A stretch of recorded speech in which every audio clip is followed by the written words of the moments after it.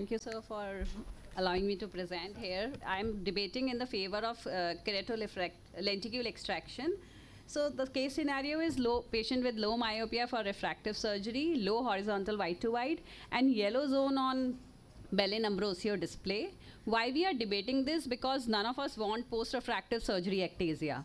When can a post-LASIK ectasia occur is when we operate on a patient in which a cornea was already destined to manifest ectasia, or when we have a relatively normal cornea which we weaken below a safe threshold, which is associated with a high percentage of tissue altered.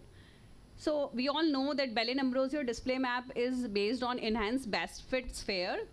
So this picture shows a normal Bellin-Ambrosio display, and this picture shows the red mark, which means the patient has keratoconus or ectasia.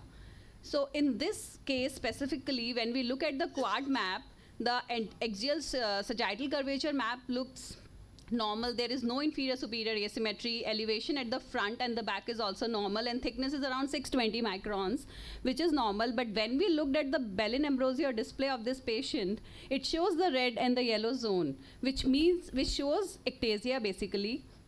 But when we looked at the horizontal wide to wide of this patient, it is 10.8.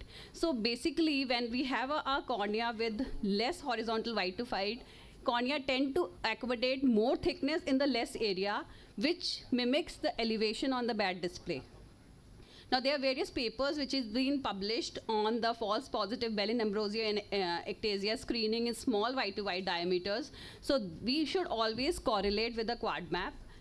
When we are planning for lenticular extraction in low myopia, criteria is mostly similar to LASIK. Of course, there will be a lower residual bad thickness, but in low myopia, adequate thickness is expected. The only challenge is the thin lenticule.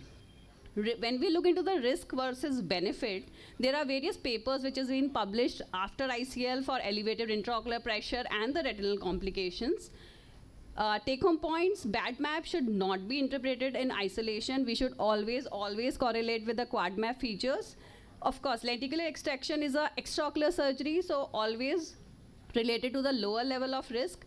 Phakic IOS can be considered, but would be better for moderate to high myopia. Thank you. Thank you.